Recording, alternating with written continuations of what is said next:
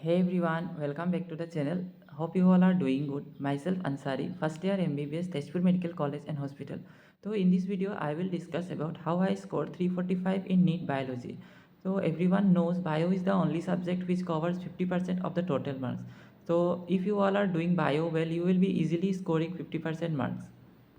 For biology, as everybody tells, NCERT is the only book which will help you scoring good in NEET Biology. तो ये तो सबको पता है कि क्वेश्चंस एनसीईआरटी से ही आने वाला है। एनसीईआरटी का हर लाइन, एनसीईआरटी का हर diagram, each and every graph, everything is most important because question कहीं से भी बन सकता है। तो हाउ टू अप्रोच दिस? तो what I do is before reading any chapter, जब भी मैं फर्स्ट रीडिंग लगाता था तो मैं क्या करता था, जो भी पॉइंट्स मुझे इंपॉर्टेंट लगते थे उन पॉइंट्स को मैं पेंसिल से अंडरलाइन कर लेता था so that I can review it later. So जब भी मैं और वीडियो लेक्चर्स देखा करता था तो मैं क्या करता, जो भी इंपॉर्टेंट पॉइंट्स हो जो टीचर्स बताते हैं आउट ऑफ द एनसीईआरटी, कुछ पॉइंट्स जो इंपॉर्टेंट होते हैं उनको मैं rather than making notes what I do is, जो एनसीईआरटी में जो ये एम्प्टी स्पेसेस होते हैं मैं इधर नोट डाउन कर लेता था ताकि जब भी मैं रिवीजन करूँ, रिवीजन करते टाइम मैं एनसीईआरटी से ही रिवीजन कर सकूँ, मुझे एक्स्ट्रा नोट्स नहीं पढ़ने हो। ऑल्सो मैं क्या करता था, जो एनसीईआरटी के जो डायग्राम्स है, डायग्राम्स में जो भी इंपॉर्टेंट पॉइंट्स टीचर्स बताते हैं तो उन पॉइंट्स को मैं एनसीईआरटी में नोट कर लेता था और जितने भी फ्लो चार्ट्स बन सकते थे उन फ्लो चार्ट्स को मैं एनसीईआरटी में बनाने का कोशिश करता था ताकि मुझे एक्स्ट्रा नोट्स नहीं बनाना पड़े और ये मुझे रिवीजन में काफ़ी हेल्प करता है। तो फर्स्ट रीडिंग लगाने के बाद मैं क्या करता था, जब भी मैं सेकेंड या थर्ड रीडिंग लगाता था तब मैं उन पॉइंट्स को रिव्यू करता था जो पॉइंट्स मैंने पहले से अंडरलाइन किए हैं ताकि मुझे पूरी एनसीईआरटी फिर से नहीं पढ़नी पड़े।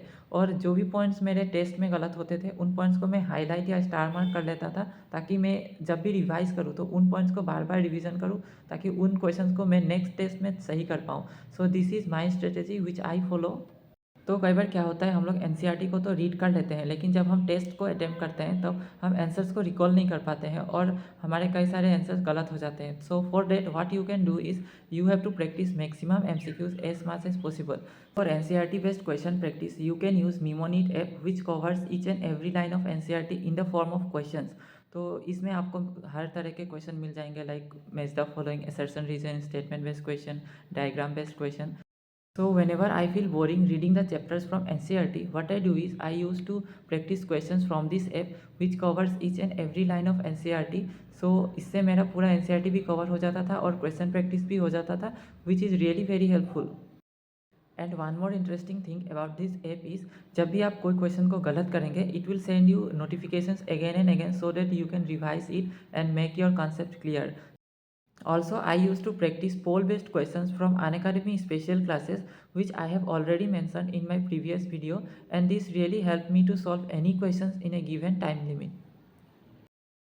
And during the last days of my preparation, I used to read NCERT almost for every day. So you are left with only 15 days and it's the high time you have to revise NCERT again and again as much as possible and you have to practice NCERT based questions only.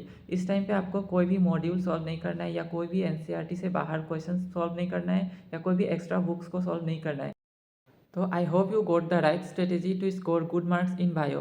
First, read from NCERT and note down the important points.